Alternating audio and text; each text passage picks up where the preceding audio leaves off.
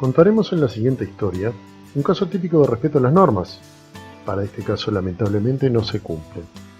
Vemos a Rafael, un estudiante de un grupo muy respetuoso de chicos, quien desoye en repetidas oportunidades el llamado de atención de Claudia. Claudia es la profesora de Rafa, quien le indica la prohibición del uso del teléfono en el aula. Aunque la norma referida no es explícita en la reglamentación, es pertinente a la misma y como tal, se debe respetar para mantener el orden. El uso inadecuado del celular en el aula genera un conflicto. ¿Conflicto? ¿Qué supone un conflicto? El conflicto siempre supone un problema en la medida que altera el orden, provoca el desequilibrio y supone una crisis. Rafael, ¿cuántas veces te he dicho que no debes usar el celular en clase? ¿Qué posición podemos asumir para resolverlo? Tomar una determinada posición ante el conflicto es generar la participación activa de los involucrados, tomando decisiones para actuar según lo acordado, de forma de respetar el orden.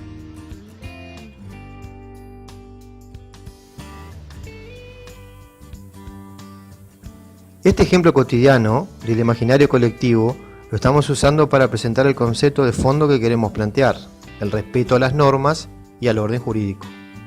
¿El orden jurídico? ¿Qué entendemos por orden jurídico?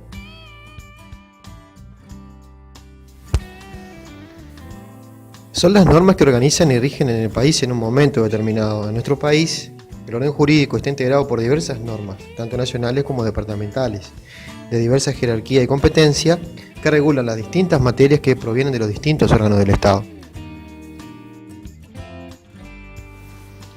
¿Qué entendemos por normas de conducta? Una norma de conducta es una regla de comportamiento que los seres humanos establecemos para limitar nuestro actuar en sociedad. Las normas establecen una regla de conducta, es decir, ordenan a los individuos a actuar de determinada manera. ¿En una sociedad existe más de un tipo de norma de conducta? Sí, en una sociedad encontramos distintos tipos de normas de conducta, como son las morales, sociales, religiosas y jurídicas. Pero en el trabajo, contando la presente historia, solo nos referiremos a las normas jurídicas. Las normas jurídicas son aquellas reglas de comportamiento que determinan un mandato, creando derechos y deberes correlativos que incluso pueden hacerse cumplir coactivamente. Según el relato de nuestra historia hasta aquí, dado A una situación en la cual nos encontramos, debe ser B, que es el precepto, y si no es B, debe ser C, la sanción. En nuestro país, ¿la ley de educación es una norma jurídica? Sí, y además es aplicable a la situación. ¿En qué artículos nos fundamentamos para resolver el conflicto según la postura que adoptamos frente a él?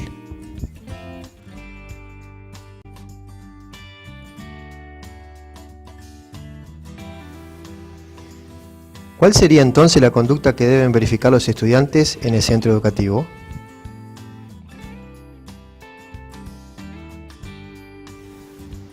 ¿Y el estatuto del estudiante se aplica a la situación?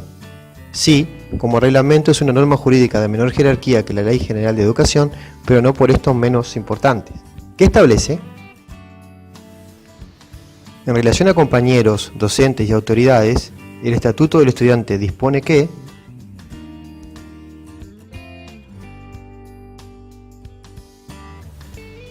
¿y las responsabilidades de los docentes? ¿Cuáles son?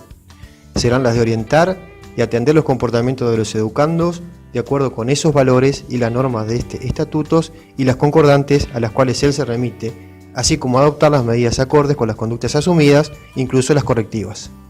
Agotado el diálogo, Claudia decide ante las reiteradas inconductas de Rafael enviarlo a la adscripción, como medida correctiva para lograr en primer lugar desalentar la conducta repetitiva de Rafael en la utilización de su teléfono móvil en el aula. En segundo lugar, para que sirva de ejemplo para el resto de los estudiantes. Y por último, para mantener la convivencia dentro del aula, respetando a su docente, a sus pares y sobre todo acatando lo que el orden jurídico institucional establece en la forma acordada por la sociedad de cómo debe ser nuestro comportamiento dentro de un centro educativo.